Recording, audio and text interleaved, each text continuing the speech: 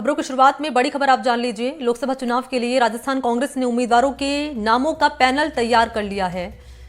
कांग्रेस ने प्रदेश की सभी 25 सीटों पर 1 से 3 नामों का पैनल बनाया है।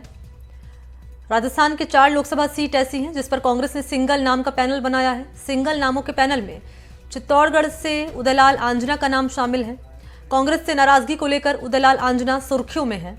बीजेपी में शामिल होने की भी खबरें आ रही हैं उनकी। हालांकि उदयलाल आंजना की तरफ से कोई बयान तो नहीं आया इस पर।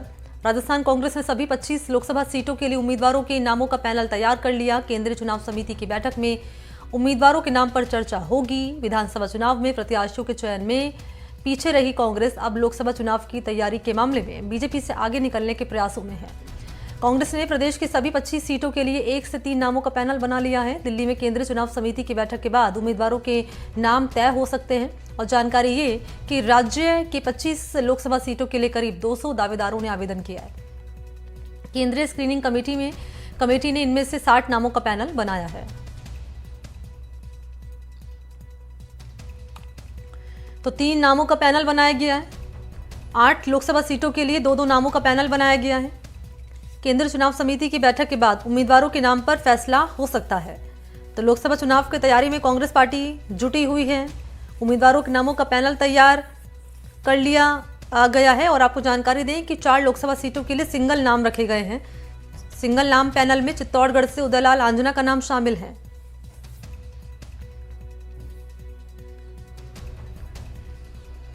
तो 8 लोकसभा सीटों पर 2-2 नामों का पैनल तैयार किया गया है। ये बड़ी जानकारी आप तक हम पहुंचा रहे हैं। लोकसभा चुनाव की तैयारी में कांग्रेस पार्टी जुटी हुई है।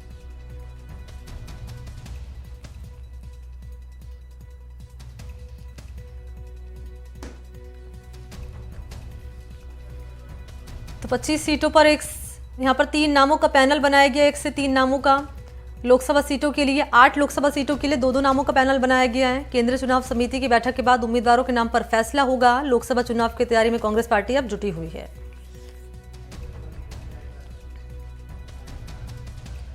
और मुबारिक इस वक्त मेरे सहयोगी लाइव मौजूद हैं ज्यादा डिटेल्स के साथ, उन्हीं का रुख करना चाहेंगे। मुबारिक, लोकसभा चुनाव से पहले कांग्रेस पार्टी इस रूप में कमर कसती हुई नजर आ रही है कि यहां पर किसे मैदान में उतारा जाएगा, कौन उम्मीदवार होंगे, इसको लेकर एक पैनल पूरा तैयार कर लिया गया है।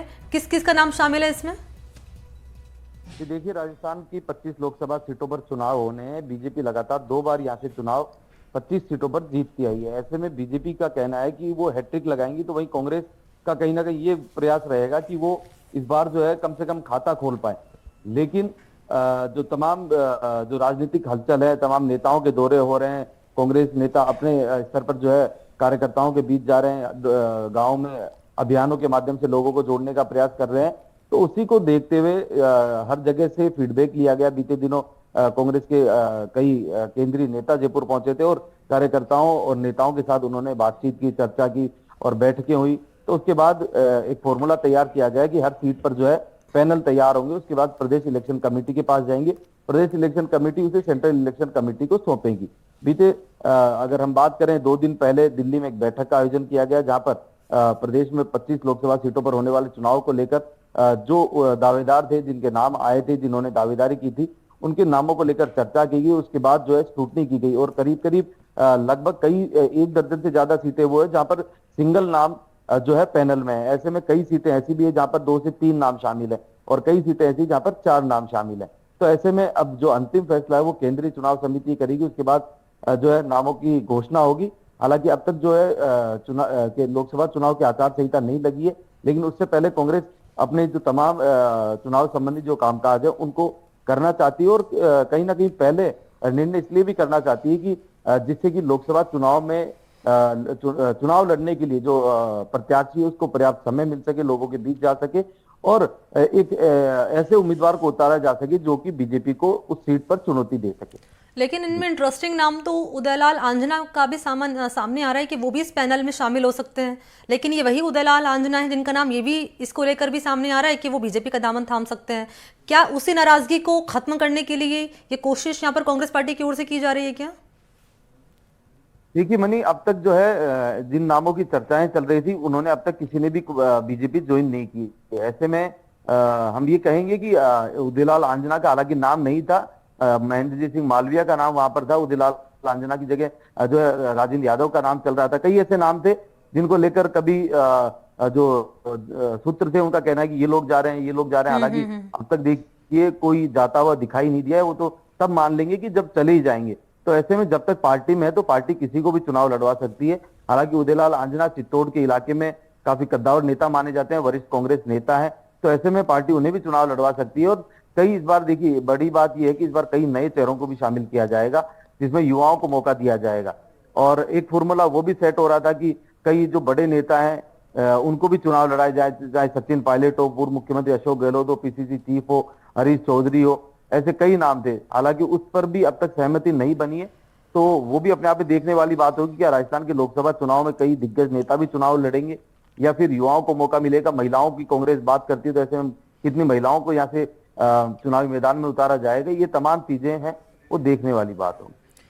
और क्या इस बात पर भी गौर किया जाएगा इसमें, क्योंकि आप और हम बखूबी जानते हैं और राजस्थान में किस तरीके से सियासी घटनाक्रम चल रहा है, इन सब के मद्देनजर नाराजगी के सुर भी कहीं ना कहीं उठते हुए नजर आ रहे हैं। इनमें बड़ा नाम मालवीय का निकलकर सामने आ रहा है। तो जो नाराजगी सामने आ रही है कांग्रेस पार्टी के भीतर, क्या उस बात को ध्यान में रखकर भी ये जो पूरी लिस्ट है वो तैयार की जा सकती है?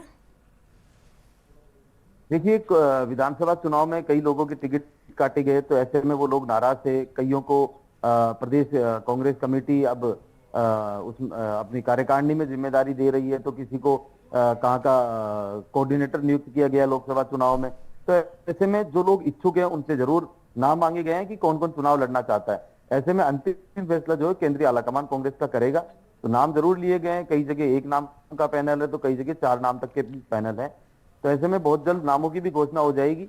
और कई बड़े नाम अगर चुनाव लड़ते हैं तो इस बार चुनाव जो है लोकसभा का वो बेहद रोचक राजस्थान में हो जाएगा। धन्यवाद आपको मुबारक, तमाम जानकारी के लिए आपका धन्यवाद।